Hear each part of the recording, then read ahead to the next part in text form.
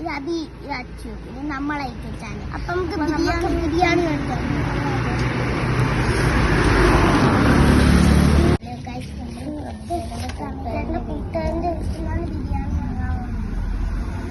Hello guys, നമ്മൾ ബിരിയാണി എടുത്തോണ്ട്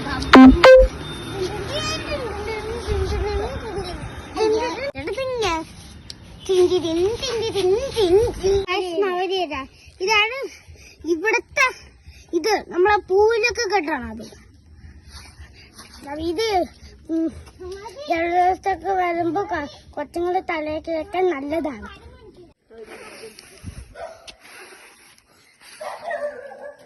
വാടാമുള കണ്ടാവല്ലോ guys, ഉള്ള വാടാമുള നമുക്കൊന്ന് പറിച്ചു വെച്ചാലോ. വാഴ പൊരിഞ്ഞ് ബിരിയാണി ഗായ്സ്.